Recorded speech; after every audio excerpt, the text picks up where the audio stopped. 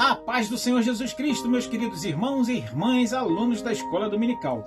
No próximo domingo estudaremos a 9ª lição do primeiro trimestre da EBD, cujo título é Quem é o Espírito Santo?, onde apresentaremos uma exposição aprofundada sobre a identidade, atributos e obras do Espírito Santo.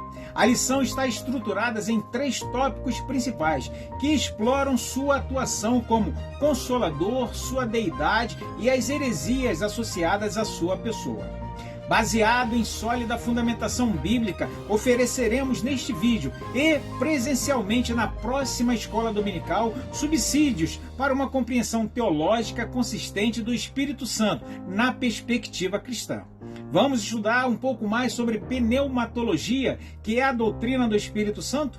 Vamos saber um pouco mais sobre deidade, os atributos e a obra do Espírito Santo de Deus? Vamos saber quem são ou quem eram os arianistas, os tropicianos e os pneumatocianos e suas respectivas heresias? Preparados? Vamos em frente então. O Espírito Santo é Deus. Para nós, de tradição cristã pentecostal, é indispensável o conhecimento e, ao mesmo tempo, a experimentação de uma vida guiada e dominada pelo Espírito Santo. Ter uma boa compreensão doutrinária a respeito da natureza do Espírito é fundamental para o cultivo de uma vida dependente de Deus, pois o Divino Consolador tem pleno poder sobre todas as coisas. Ele tem poder próprio. É dele que flui a vida em suas dimensões e sentido bem como o poder de Deus, conforme Salmo 104:30 e Efésios 3:16. Isso é uma evidência da deidade do Espírito Santo.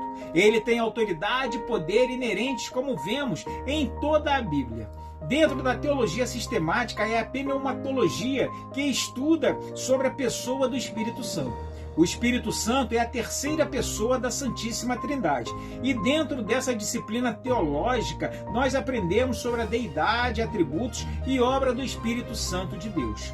No primeiro tópico da lição, destacaremos o papel do Espírito Santo como Consolador prometido por Jesus.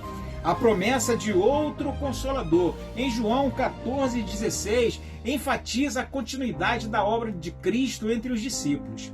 A expressão outro, do grego allos, indica que o Espírito Santo é da mesma essência de Jesus, garantindo sua presença constante. Eu rogarei ao Pai, e Ele vos dará outro Consolador, para que fique convosco para sempre. João 14:16. O termo paracleto, do grego parakletos, traduzido como consolador, refere-se àquele que intercede, auxilia e conforta. O Espírito Santo é advogado dos crentes diante de Deus, conforme 1 João 2:1, e também os guia em toda a verdade, João 16:13. No Novo Testamento, o Espírito Santo é descrito como essencial à vida cristã, sendo ele quem convence o homem do pecado, da justiça e do juízo, João 16:8. Ele atua como agente transformador na regeneração e santificação dos crentes, Tito 3:5. No segundo tópico, reforçaremos a deidade do Espírito Santo e analisaremos seus atributos e obras. O Espírito Santo é plenamente Deus, como revelado em Atos 5:3 e 4, onde mentir ao Espírito Santo é descrito como mentir a Deus.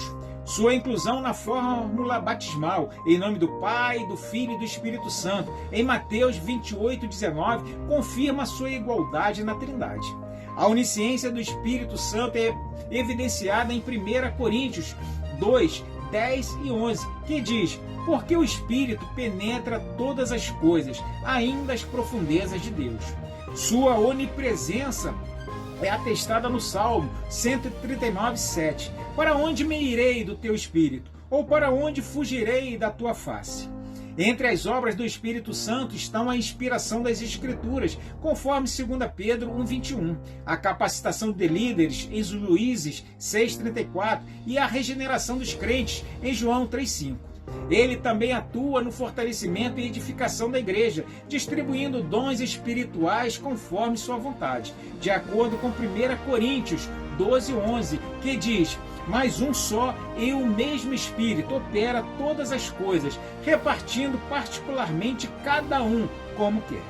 Por fim, no último tópico, abordaremos os desafios doutrinários relacionados à pessoa do Santo Espírito de Deus, onde cada professor poderá aprofundar o estudo e falar um pouco sobre duas heresias que não são citadas nesta lição: o monarquianismo, que é uma corrente teológica que defende a unidade de Deus, em contraposição à doutrina da Trindade, e o macedonianismo, que foi uma heresia da Igreja Católica que surgiu no século IV.